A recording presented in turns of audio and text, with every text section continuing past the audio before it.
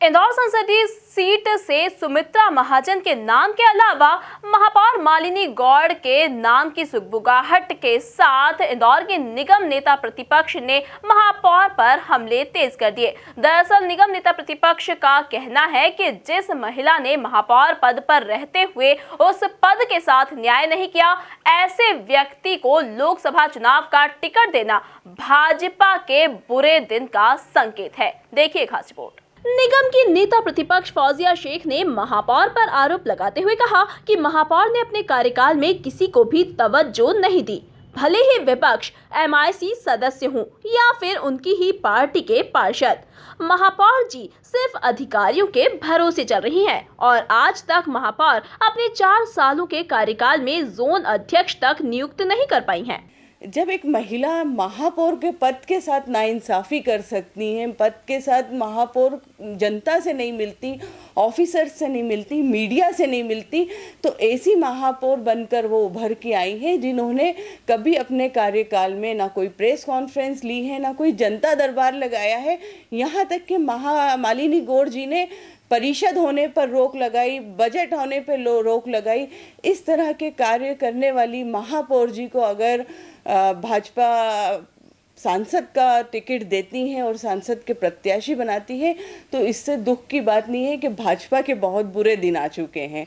क्योंकि एक महिला जो पूरे अधिकारियों पर निर्भर है, जिसने अपने रहते हुए अधिकारियों को बढ़ावा दिया, जो एक्ट अनुसार नहीं चलती। आपको पता होगा कि उन्होंने अपने ही लोगों को कम आंका है, उन्होंने जोन अध्यक्ष नहीं बनाए, जबकि परिषद होने के 30 दिन बाद जोन अध्यक्ष का चुनाव होना चाहिए। और आप खुद जानते हैं कि पार्षदों की संख्या बीजेपी के बहुत ज़्यादा है, तो अधिकतर उन्हीं के ही अध्यक्ष बनना, परंतु उन्होंने एक भी पार्षद को जोन अध्यक्ष नहीं बनाया।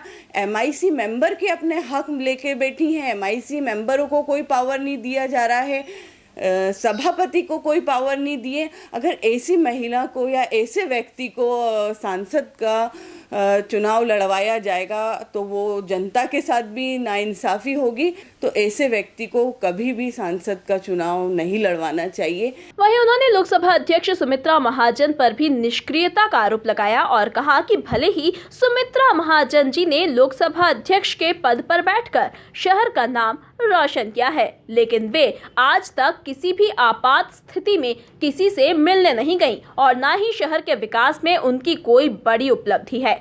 वहीं उन्होंने ये भी कहा कि सुमित्रा महाजन और मालिनी गौड़ एक जैसी हैं, इसलिए मालिनी गौड़ को टिकट देते हैं तो लगेगा कि भाजपा के बुरे दिन आ गए।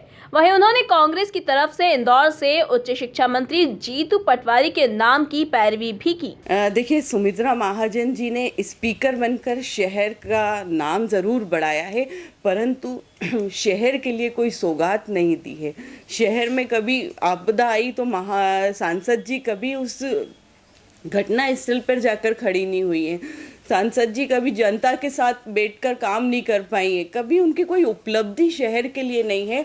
जैसे मालिनी गौड़ जी हैं, जैसे मालिनी गौड़ जी अपना काम कर रही हैं, वैसे ही सुमित्रा महाजन उनका दूसरा रूप है कि वो भी कभी ग्राउंड लेवल पे आकर जनता के बीच आकर कोई काम नहीं कर पाई हैं। तो जैसे मालिनी गौड़ जी हैं वैसे ही सुमित्रा महाजन जी है। अब कांग्रेस की लहर है और हमारे पास बहुत अच्छा चेहरा और बहुत युवा चेहरा है जो इस शहर को जिताएगा भी, जो जीतू पटवारी भाई साहब हैं, जो मंत्री भी हैं अभी, और युवाओं के लिए भी बहुत सोचा है उन्होंने, उनके पास विभाग भी बहुत अच्छा है। तो इस तरह से उनको जीतू पटवारी जी को मैदान में उतारना चाहिए सांसद के चुनाव में। कुल मिलाकर इंदौर लोकसभा सीट पर भाजपा और कांग्रेस दोनों में सस्पेंस अभी भी बरकरार है। तो वहीं महापौर मालिनी गौड़ को टिकट दिए जाने पर अब कांग्रेस उन्हें निशाने पर ले रही है। बहरहाल ताई के टिकट कटने की सुगबुगाहट से इंदौर की राजनीति में चर्चाओं का बाजार गर्म हो गया है। अब देखना दिलचस्प होगा कि आखिर भाजपा द्वारा ताई, भाई या भाभी में से किसके नाम पर मुहर लगती है।